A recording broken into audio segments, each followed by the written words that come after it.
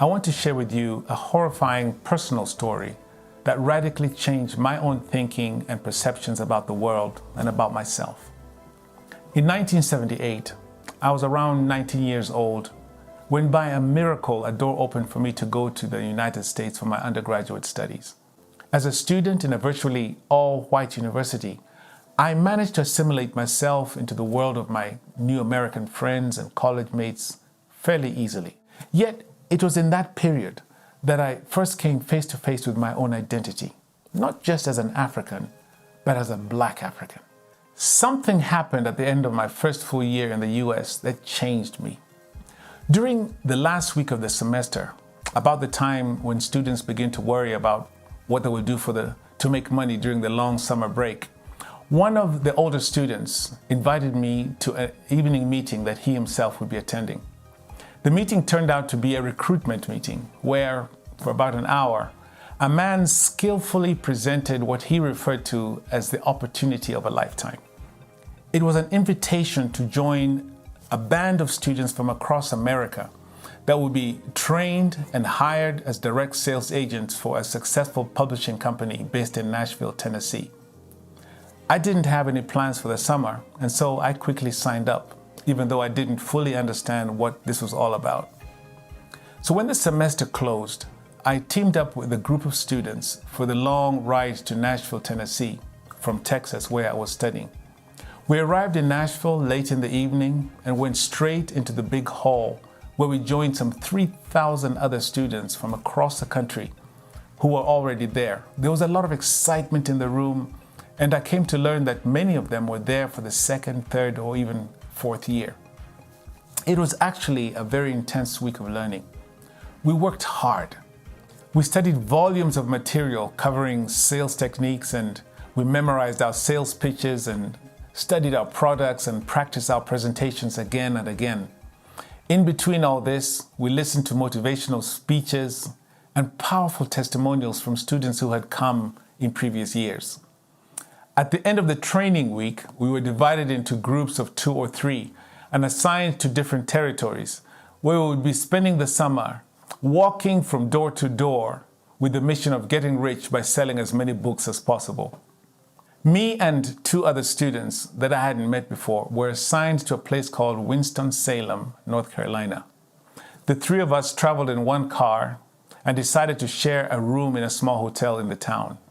The next morning, we separated and we started our new adventure, knocking on doors and trying our best to apply the sales techniques that we had learned in Nashville. It was hot and muggy, and for the first 2 days, I didn't manage to sell a single book. I went out on the 3rd day, beginning to feel a bit discouraged and wondering if I was really cut out for this kind of work. At around 2 p.m. that afternoon, I was sitting on the veranda, on the porch, with a lady going through my sales pitch when a police car pulled up on the street in front of the house. The policeman got out of the car and then slowly walked to where we were sitting. And he said, "Come with me, sir, and bring your stuff." I looked over at the lady and told her that I would be right back, and the policeman said, "No, he won't." And as he led me to the car, 4 other police cars drove around the corner, lights flashing. The policeman who had called me out there suddenly started reading me my rights. "You have the right to remain silent," he said. "Anything you say can and will be used against you in a court of law. You are being charged with breaking and entering. You have been described and identified by a lady in one of the cars back there." I leaned back to look, and the cop pushed me against the car and started frisking me. After a few minutes, he handcuffed me and bundled me into the car next to another policeman. We drove down to the police station, and I was frog-marched into the building. All this time, I had no idea what was going on. No one was explaining anything to me. After taking my photograph and emptying my pockets, I was led into a dirty, crowded cell where I ended up spending 7 long days and nights with 11 other older men. At the end of the cell was an open shower and a toilet without any privacy. I didn't sleep that first night. I had heard horror stories about life in American prisons, and I was frightened. For those 7 days, I felt abandoned and lonely. I had told the police that I was working for a Nashville-based publishing company, but the company said that they didn't know me. My relationship to them, they told the police, was that of an independent agent. I was not their employee.